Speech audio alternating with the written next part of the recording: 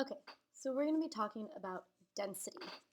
Okay, density is a fundamental way that we explain different substances, and it has to do with mass and volume. So we're going to start with what is mass. Okay. You can think of mass as the amount of matter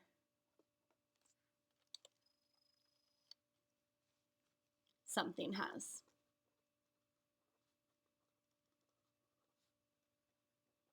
Okay. We're going to learn a lot more about matter, but for right now, matter basically means atoms and molecules. Okay, so basically the amount of stuff. Okay, the units for matter are grams, which we abbreviate with a G, which also means that we use milligrams and kilograms as well. But in this class, we're mostly going to be using grams. Okay, and mass is measured using a scale or balance. Okay, so that's mass. The abbreviation that we always use for mass is an M. Okay, M for mass.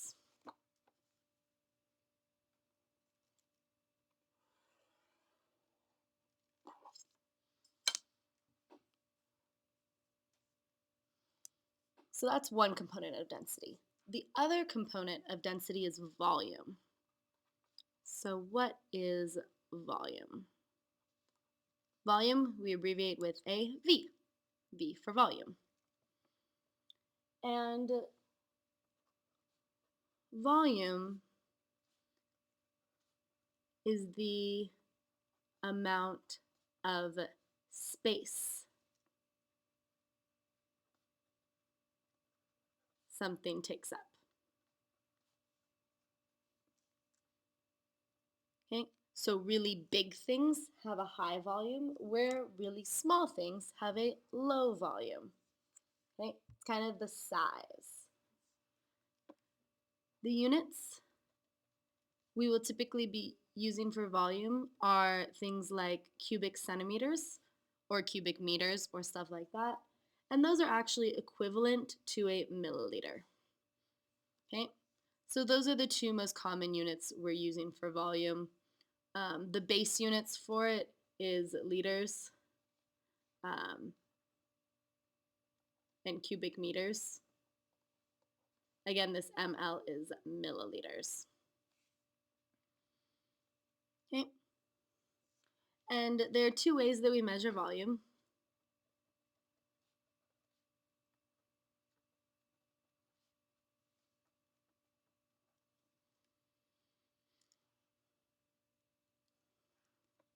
There's the way that you use probably in math class, which are formulas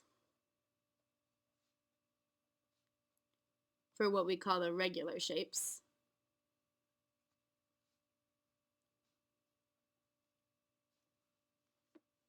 For example, a cube or a rectangle of any shapes, the volume is equal to length times width times height. And see, if you measure each of these in centimeters, you have 3 centimeter, centimeter times centimeter times centimeter. That's where you get that cubic meter.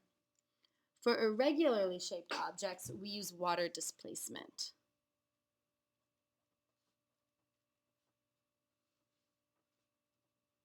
And that's what we did in our lab.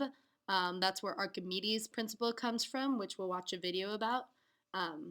But water displacement is for, sorry, that says for irregularly shaped objects.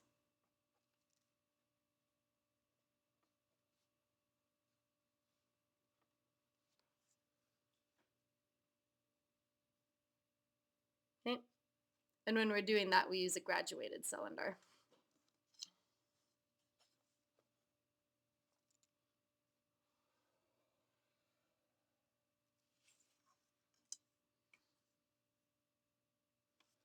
Oh, for this for irregularly shaped objects and for the liquids. Okay, liquids we use a grad cylinder for.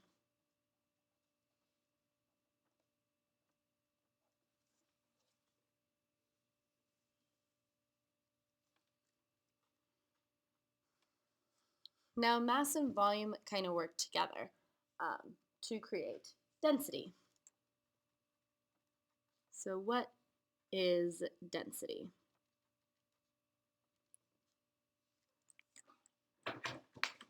Density, we usually abbreviate with a D for density. Every now and then you'll see it as a P, but that's very rare. Okay? So density is how much matter per space. Okay? It's mass per volume.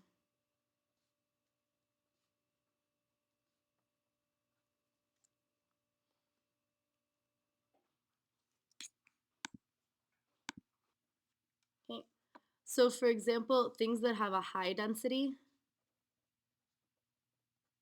like a high density solid, would be your metals. Okay? Metals all have relatively high density, where something that's low density, like a low density solid, would be something like styrofoam. Okay? It's mostly air. Styrofoam is mostly air, so it has a very low density. Okay? Also, gases, of all of the phases of matter, solids, liquid, gases have the lowest density.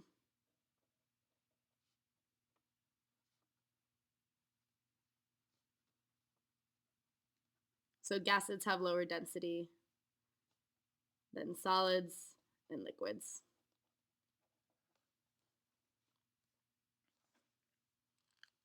So we use an equation to solve for density. It is D for density equals M over V. Okay. Again, D is density, M is mass, and V is volume. Typical units for mass are grams. Volume will often have milliliters or cubic centimeters. So our density units are going to be grams per milliliter or grams per cubic centimeter. Okay? Those are going to be our units. And density is a known property of substances. Okay? It's something that doesn't change. If you have a large sample of it, it's going to have a higher mass, but it's also going to have a higher volume. So its density remains constant. Okay? Density is a known constant for different materials. That's how we were able to determine the density of our unknown metals, because we know what the density is for different metals. Okay. We'll be able to use density to solve for mass or to solve for volume. If you have trouble with algebra and reorganizing the equations, the little like cheat triangle for it has an M on top. Okay. Density over here and volume over here. So say you're solving for mass, you cover up the M and it's the density times the volume. If you're solving for volume, cover up the V, it's the mass divided by its density. And if you're solving for density, it is the mass divided by the volume. So that's kind of like a little way you can know how to manipulate the equation. Let's go ahead and do an example problem. And let's do an example problem that solves for one of these other than density, because we did a lot of density problems in the lab. So, for example, if I have a 54-gram sample of pure gold, okay, And pure gold has a density of 19.32 grams per cubic centimeter. Okay, so if I have a sample of pure gold, which has a density equal to 19.32 grams per cubic centimeter, what is its volume? Okay, so this 54 grams is my mass. So mass equals 54 grams. My density is 19.32 grams per cubic centimeter. And my volume is what I don't know. Okay, so we know it's going to be my mass divided by my volume. I'm going to show you guys another way you can kind of see that. Okay, so volume equals my mass, 54 grams. Okay, and then I know it's going to be grams per cubic centimeter. So if we do that dimensional analysis thing that we've done, 19.32 grams are in 1 cubic centimeter. Okay, this is exactly the same thing as doing 54 grams divided by 19.32 grams per cubic centimeter. It's just a different way of writing it, but these two things are equivalent to each other. Okay? But when you plug that into your calculator, you get this big old number. Okay? Because our mass only had 2 sig figs, we would want to round this to 2 sig figs as well. So we would say 2.8 cubic centimeters. Okay? And that is our answer. That is our volume.